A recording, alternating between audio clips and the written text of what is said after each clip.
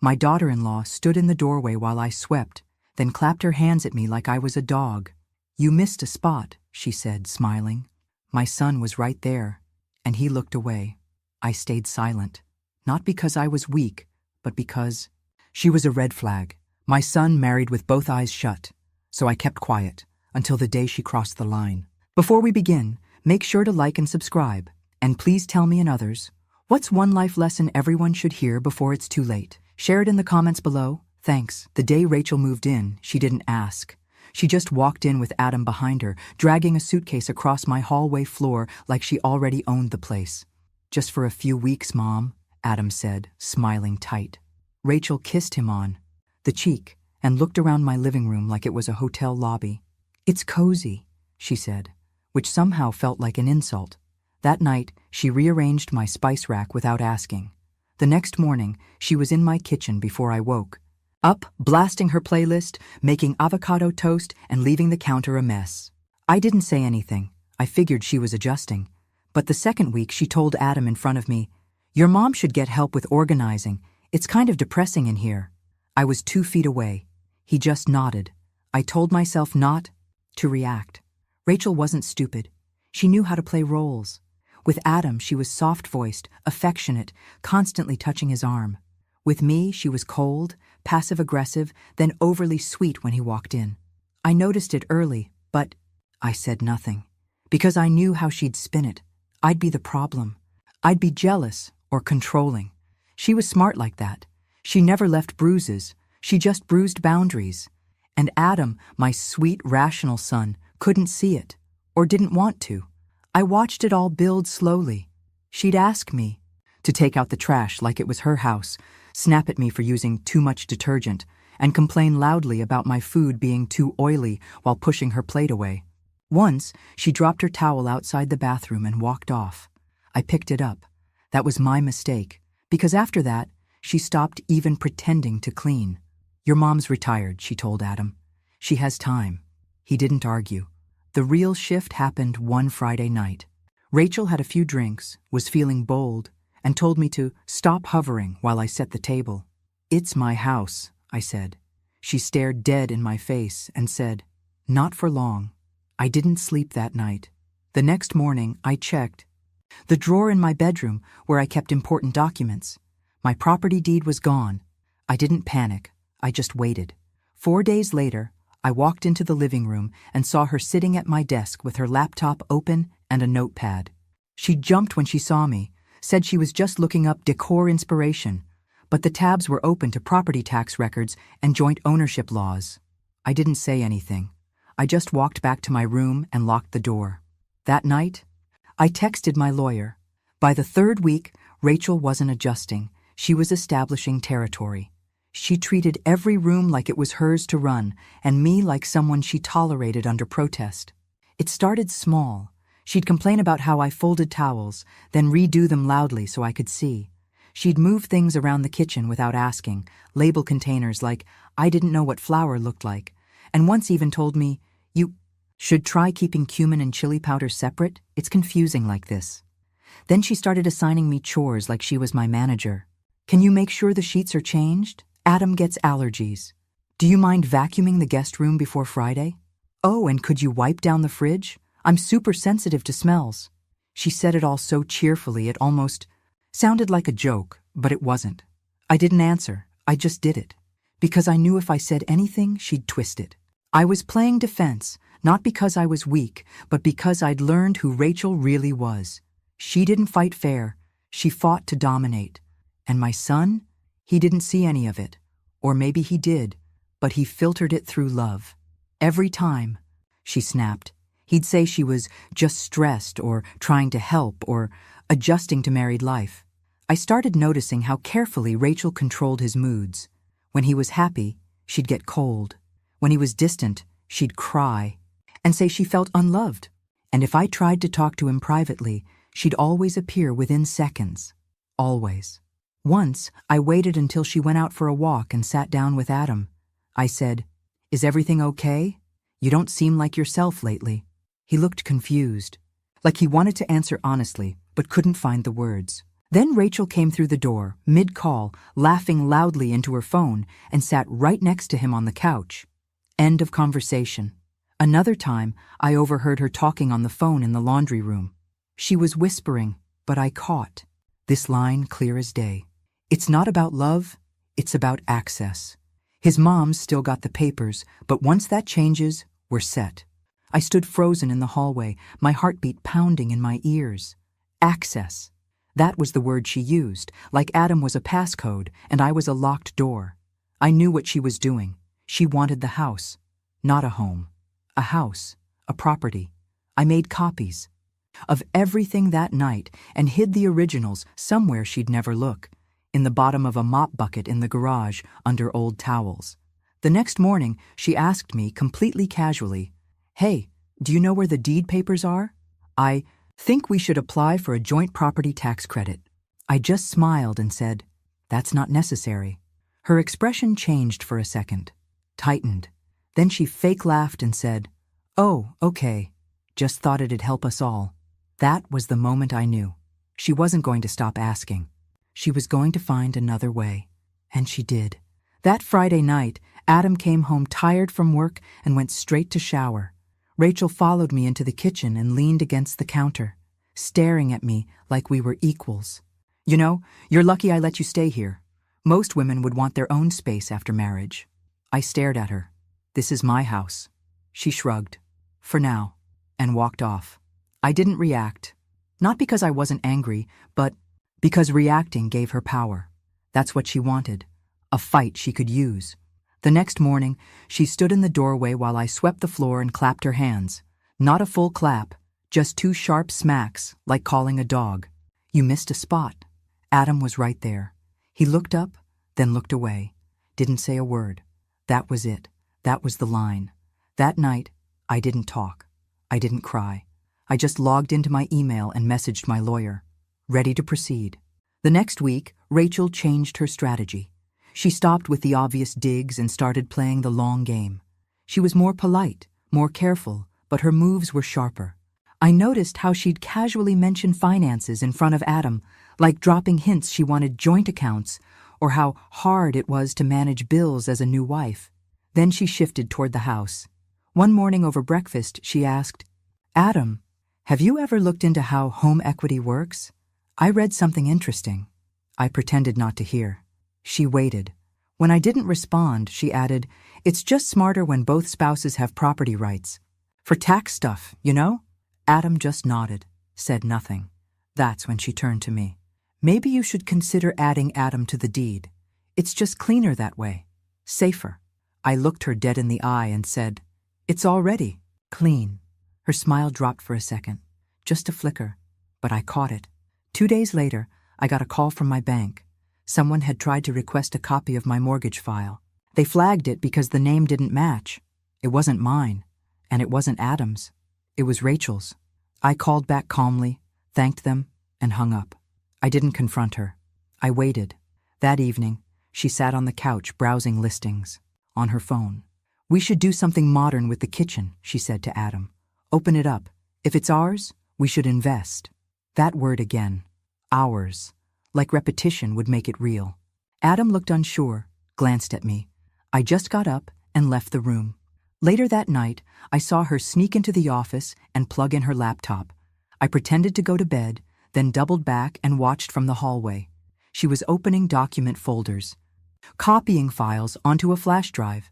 I snapped a photo from behind. Her face reflected in the monitor, my name on the screen. She didn't know I was there. I saved the photo in a locked folder on my phone. I started backing up everything, texts, emails, documents. I even installed a small camera over the office doorway. Nothing illegal, just security. And Rachel? She kept escalating. She started inviting people over without asking. Once, she held a wine night in my living room and told her friends, "We just need to make this space feel more like us." Her friends nodded, oblivious. I served them snacks like a maid, not because I wanted to, but because I needed to see what she'd say when she forgot I was listening. And she did. I heard her in the kitchen whispering, "Honestly, I'm just being patient. Once the paperwork shifts, we'll be out of here. I've got plans." That night, I found the original deed shoved into a folder marked Receipts in Adam's drawer, not even hidden properly, just tossed like trash. It had a faint coffee stain on the corner. I locked it in my room. The next day, she came to me smiling, holding a glass of juice. "You seem tired lately. Maybe you should think about downsizing." I didn't respond. But that night, I made the decision. I'd held back too long. She wasn't just rude. She wasn't just manipulative. She was calculating. And if I didn't act, she'd take everything. I met with my lawyer that Friday, explained everything, showed the photo, the call logs, the documents. He looked at me and said, "You waited longer than most would. But yes, there's enough." I walked out of that office with one plan and one envelope. Rachel wasn't going to see it coming. Rachel didn't just twist facts. She rewrote them. At first, she'd drop little lines when Adam wasn't paying attention. "Your mom seems really overwhelmed lately. I think she's forgetting things. I'm worried about her mental state." Then, she stopped being subtle. One night, Adam came to me after dinner and said, "Rachel thinks you might be struggling with paranoia." I stared at him. "Paranoia?" He nodded slowly, like he wasn't even sure what he was saying. "She said you've been checking her emails, that you accused her of stealing." I didn't bother defending myself. Not because it wasn't true, I had been watching her, but because I knew exactly what she was doing. She was building a case. She was flipping the narrative. If I acted, I'd look unstable. If I didn't, I'd lose control. That's the trap. She was smart. Adam wasn't dumb, but he was tired, worn down. He worked long hours, came home to her dramatics, and I think a part of him just wanted peace, even if it meant ignoring the truth. The next day, Rachel sat across from me at breakfast and said, "You really should get checked for memory loss. No shame in it. Women your age, well, it happens." I stared at her without blinking. "I'm fine." She smiled, just trying to help. She told her friends I was controlling, told neighbors I was moody. She even told our family friend, Lorraine, that I was starting to wander into rooms forgetting what I was doing. I only knew that because Lorraine called me, concerned. That same week, I found my spice jars rearranged. Again, the ones I had just fixed the day before. She was moving things on purpose now, just so I'd look confused. I caught her doing it. Her hand halfway to the cumin jar, pausing when she saw me, then slowly twisting it sideways and walking off. No words, just the game. And Adam? He started pulling away. Less eye contact, more hesitations. Once, I asked him what he wanted for dinner, and he said, "You always ask that. Just make something." He'd never spoken to me like that in his life. I realized I wasn't just losing my space. I was losing my son. She was isolating him by poisoning the only real relationship he had before her, me. The final straw came one evening when I found a pile of torn-up documents in the kitchen trash. Not hidden, not burned, just dumped carelessly. Inside was a letter I'd written Adam years ago after his college graduation, along with my old recipe. Notes and 2 bank statements from when I'd paid off this house. All destroyed. No one else had touched that drawer but her. I waited until she left for her book club meeting, which I didn't believe for a second, and searched her room. I found a folder under the bed with printed screenshots of my old texts, receipts she had copied from the home office, and even one of my insurance documents. She was collecting leverage. She wanted to make me look dangerous, unfit, replaceable. I didn't panic. I scanned the folder into my phone, put everything back exactly how I found it, and closed the door. That night, I heard them arguing. Quiet, but sharp. Rachel saying, "If you don't get her under control, I will." Adam didn't respond. Or maybe he did, and I just didn't want to know what he said. The next morning, he barely looked at me, walked right past while I was making coffee. That's when I knew. The eviction notice wasn't just about reclaiming my house. It was the only chance I had to protect my son before she took him down. With her. I called my lawyer that afternoon and said, "We file tomorrow." It was almost funny how perfectly timed it was. Just when Rachel sensed something shifting, just when I started making quiet moves behind the scenes, she pulled out her biggest weapon yet. I was wiping down the counter when she walked in holding her stomach and said, "I think I'm pregnant." I didn't even turn around. She said it loud enough for Adam to hear. He froze, dropped his keys, and stared at her like she'd just said she had cancer. I kept wiping the counter. Adam hugged her, asked how long she'd known. She said she suspected for a week, but wanted to be sure before saying anything. I watched her carefully. No emotion in her eyes, only control. That night, they celebrated with takeout, and I sat at the table like a prop while Rachel made toasts about new beginnings and family unity. She clinked her glass with mine and said, "Grandma's going to be busy." I smiled, but inside I felt cold. She knew what she was doing. A baby meant power, a baby meant guilt. And most importantly, a baby meant I couldn't touch her legally without looking like a monster. Adam kept saying things like, "It's a miracle," and "I never thought I'd feel this happy." I just nodded. I didn't ask questions. I didn't smile back, because something felt wrong. She didn't act pregnant. She didn't eat differently. She didn't avoid coffee. She didn't rest. If anything, she became more controlling, more smug. She'd leave prenatal vitamins on the counter like trophies. She told Adam she couldn't handle chores anymore, too tired. So I did them. All of them. Again. I told myself, be patient. Let her overplay. One afternoon I offered to drive her to a clinic. She declined, said she already had an appointment scheduled with a private doctor and didn't need help. Then she slipped, said she had her first ultrasound next week. But when Adam asked about the time later, she said it was this week, early morning. I started keeping notes. Dates, times, inconsistencies.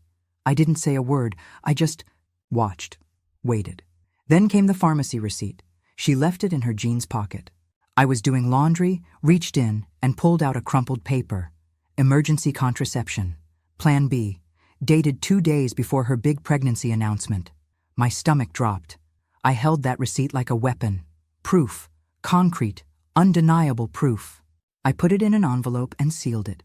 The next morning, she caught me looking at her and smirked. "Worried about your new title?" she asked. I said, "You sure you're pregnant?" Her smile froze. "What kind of question is that?" "Just wondering." I walked away. That night, I sat down with Adam. I didn't show him the receipt. Not yet. I asked, "Have you seen any proof?"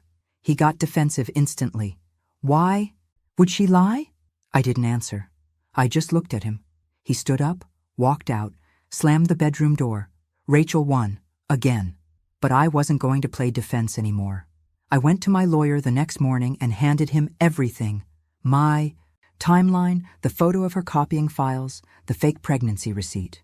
He looked at it all, then at me and said, "You need to serve her now, before she figures out you're 2 steps ahead." I nodded, and as I left his office, I knew exactly what to do next. The game wasn't over, but the board was about to flip. I didn't wait. I went home from the lawyer's office, printed 2 copies of the notice, and slid one into the kitchen drawer where Rachel kept her tea. She found it before noon. I was in the garden watering my plants when I heard the scream, sharp, guttural, like something had been taken from her. She came stomping out the back door, waving the notice like it was a joke. "What the hell is this?" she shouted. I turned off the hose. "It's what it looks like." Adam came running out, confused, half-dressed from his nap. She turned to him, voice cracking. "Your mom's trying to throw me out. Can you believe this?" He looked at me, then at the paper. "What is this?" "It's a formal eviction," I said. "She has 30 days to leave. You're welcome to stay." She's not. Rachel laughed like she didn't believe me. "You can't do this." I didn't answer. I just went inside. Adam followed me. "Mom, please, can we talk about this?" "I've tried talking. You never listened." Rachel barged in. "You're insane. You've been trying to break us since day one." I turned to her, calm, direct. "You manipulated my son. You lied about being pregnant. You tried to get your name on a house you didn't earn. And I have proof of all of it." Her face drained.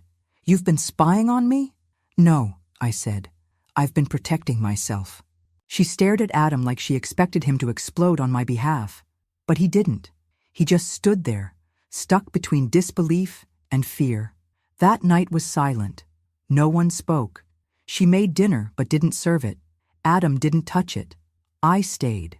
In my room, I heard them argue, quiet at first, then louder. She cried. He yelled. I didn't know what they were saying. I didn't want to. The next morning, she started packing, loudly, slamming drawers, throwing clothes into bags. Adam sat on the edge of their bed, holding his head. I walked past the door and heard her say, "If you stay here, you're dead to me." He didn't respond. She came out with 2 suitcases and stopped in front of me. "You'll regret this." I didn't flinch. Probably, but not today. She shoved the door open and dragged her bags out, muttering curses under her breath. Adam followed, slowly, carrying his backpack. I didn't stop him.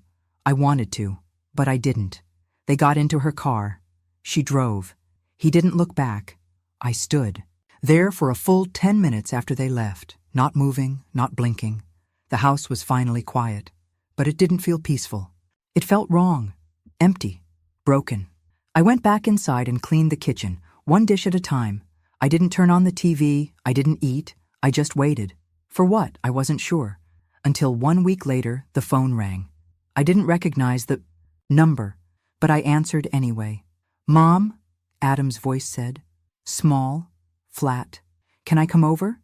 I sat down. "What happened?" "She cheated," he said. "She's been cheating.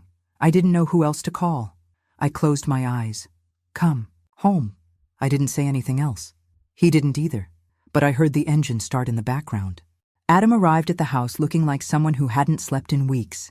His eyes were bloodshot, face pale, clothes wrinkled like he hadn't changed in days.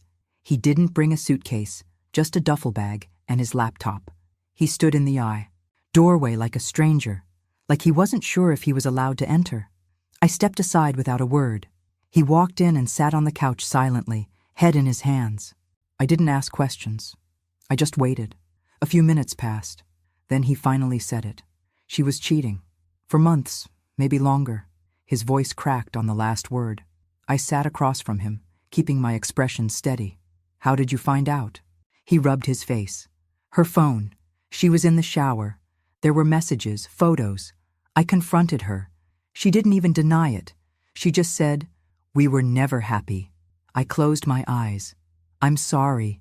He looked at me like he was trying to read something in my face, maybe judgment, maybe vindication, but I didn't give him either. I said, 'You're here now. That's what matters.' He nodded slowly, then said, 'I'm so ashamed, Mom.' I shook my head. 'Don't be. You love someone who lied to you. That doesn't make you weak, it makes you human.' He started crying then, quietly, shoulders trembling as he tried to keep it in. I reached over and held his hand. We sat like that for a long time. No words, just pain and something close to peace. That night, he slept in his old room. I heard him tossing and turning. At one point, I stood outside his door, hand hovering near the knob, but I didn't go in. I let him have that space. In the morning, he made coffee for both of us. It was too strong, but I drank it anyway. He looked at me across the table and said, "She told me you were unstable, that you hated her for no reason, that you were trying to ruin our marriage." I didn't respond. He nodded. "I believed her. I let her put me between us." I finally looked up. "You didn't let her. She worked hard at it. You didn't betray me, Adam. She manipulated you." He shook his head. I should have seen it. I stood up and touched his shoulder. "You see it now. That's what counts." Around noon, we heard a car door outside. Adam stiffened. I looked through the window. A courier. He handed me an envelope with Rachel's name in the corner. I opened it at the table. It was a legal threat. Her lawyer claiming emotional damages, loss of marital housing, and wrongful eviction. Adam read over my shoulder and exhaled sharply. "She's unbelievable." I nodded slowly. "She's not done fighting." "Then neither are we," he said. I didn't smile, but I felt something shift. He wasn't just broken anymore. He was ready, and so was I. The letter was 2 pages long, filled with buzzwords and accusations. Rachel's lawyer claimed I'd caused her psychological harm by creating a hostile living environment, and that she was entitled to equitable compensation due to her contributions to the household. Adam read it silently, then tossed it on the table and said, She's actually trying to sue you for making her do laundry." I didn't laugh. "This isn't about laundry. It's about leverage. She wants to make you flinch so you'll offer money to make her go away." He nodded grimly. "Not happening." I took the letter to my lawyer the next morning. He scanned it once and said, "Weak. She doesn't have a leg to stand on if what you told me is true." I handed him everything: photos, receipts, voice, recordings, screenshots of her pretending to be pregnant, and the pharmacy slip. He reviewed it for 10 minutes, then said, "We won't need most of this. She's bluffing, but if she escalates, we're ready." I left his office calm, but aware. Rachel never bluffed unless she thought she could win. That evening, Adam and I went through every document in the house. We made 3 copies of everything and stored them in separate places. I checked the locks, updated the Wi-Fi passwords, even changed the passcode on the security cameras. I wasn't just preparing for court. I was cleaning house. That same week, Rachel's lawyer emailed a settlement suggestion. She'd walk away quietly if we paid her a lump sum of $15,000, citing marital relocation hardship. I forwarded it straight to my lawyer, who responded with one line: "Declined, and don't contact my client again." 2 days later, the threats stopped. Silence. No more letters, no more emails, no court summons. Rachel had folded. She knew she'd lose, and losing publicly would destroy whatever reputation she thought she still had. Adam sat across from me that night with a pen in his hand, slowly circling a section of the letter. She really thought she could take this house, like she earned any part of it. I said nothing. He looked up. "You should have kicked her out sooner." I finally spoke. "You wouldn't have been ready. You had to see it yourself." He didn't argue. Instead, he asked a question that hit harder than anything she'd ever thrown at me. "Can I move back home for good?" I froze. Not because I didn't want him there, but because I realized this wasn't just about winning. It was about starting over. I looked at him and said, "Yes, but this time, we do it right. No secrets, no blind spots." He nodded. Agreed. That night, he brought in his bag from the hallway and put it in his old room without asking. And just like that, my son was home. But Rachel wasn't done completely. Not yet. The first thing I did after Adam moved back in was open every window in the house. Not just to air it out, but to cleanse it. The smell of her perfume still lingered in corners, on fabric, in places I didn't expect, like the rug under the coffee table and the edge of my pillowcase. I took down every decoration she'd added, cheap framed quotes about strength and love, scented candles I never lit, that hideous painting she said tied the room together. I threw it all out. Adam didn't say anything. He helped me repaint. The hallway the next day, the same hallway where she used to strut around barefoot, snapping at me for leaving the light on. We picked a soft gray color, something neutral and quiet. As we worked, we didn't talk about her. We didn't need to. Every stroke of paint was an answer. On day 3, Adam replaced the locks. On day 4, I boxed up the apron she bought. Me as a birthday gift, the one that said, "Best House Manager," in glitter letters. It had never been a gift. It was a dig disguised as a joke. I took it to the backyard fire pit and burned it. That same night, we went through the kitchen drawer where she used to keep her little file of house ideas, joint account plans, and renovation quotes. We shredded every last page. Then we reorganized the drawer into something that made sense again. Bills, manuals, passwords, grocery lists. Normal things. Life things. Adam started sleeping better. I could hear it. The heavy, slow breathing of someone who no longer had to guard himself. He started waking up earlier, making coffee, eating breakfast. He even asked about old family, friends I hadn't heard him mention in years. He was coming back to himself. The real Adam. Not the nervous, drained version she'd sculpted. We even laughed once, about a memory from his high school days when he'd tried to surprise me with pancakes and nearly burned down the kitchen. That laugh felt heavier than anything we'd said in weeks, like permission to heal. But I still felt one thing hanging over me. I went into my room, unlocked the bottom drawer, and took out the folder where I kept my most important documents: deed, will, power of attorney. I stared at them for a while, then called my lawyer. "I want to update everything," I told him. House rights, emergency contact, all of it. He scheduled an appointment the next day. I brought Adam with me. We sat in the same room where I'd filed the eviction notice and rewrote the record. My lawyer smiled and said, "Clean break, no contest, she's gone for good." On the way home, Adam asked, "Do you think she'll ever come back?" I looked out the window. She won't dare. But that night, I opened my laptop to check some emails and saw a message request I hadn't noticed before. No name, no subject line, just one line inside. "You think you've won, but it's not over." I stared at the screen. My hand hovered over the mouse. Then I clicked block. The message didn't shake me. Not really. It just confirmed what I already knew. Rachel couldn't stand losing. She couldn't process the fact that no matter how many games she played, how many lies she told, or how close she got to rewriting the story, she'd lost control. Permanently. I blocked the email, cleared my inbox, and moved on. I didn't even tell Adam. There was nothing he needed to worry about anymore. The battle was over. She wasn't worth another breath in this house. The next morning, I got up early and started rearranging the kitchen. Not because I had to, but because I wanted to. I placed everything exactly where it belonged, how I'd had it before she ever walked through my door. My spices, my labels, my shelves. No more sticky notes, no more judgment, no more quiet power plays in my own home. Adam walked in with 2 mugs of coffee and handed me one without speaking. We stood there in the morning light, side by side. No words necessary. That silence wasn't heavy like before. It was full of calm.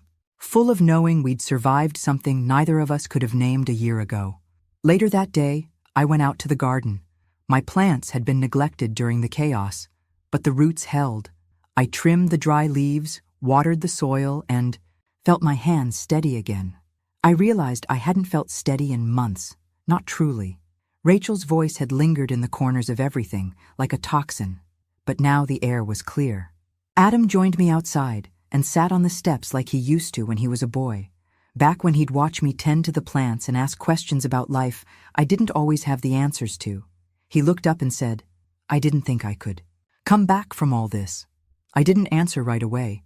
Then I said, "That's the thing about being broken. You're never the same, but you're often better." He smiled and nodded slowly. "Thanks for not giving up on me." I set the watering can down. "I never will, but next time I won't stay quiet." That evening we had dinner at the table. Real food, no tension, no fake praise or forced small talk. Just warmth, just presence. And after we ate, I sat down with my folder of documents, new deed, updated will, emergency contact list, and filed it all away. This time I didn't hide it. I didn't lock it up out of fear. I just placed it in my drawer like a woman who owns her home and her life again. I didn't light a candle. I didn't make a toast. But inside, I felt something settle. Not a dramatic ending, not a perfect one, but real peace, earned peace.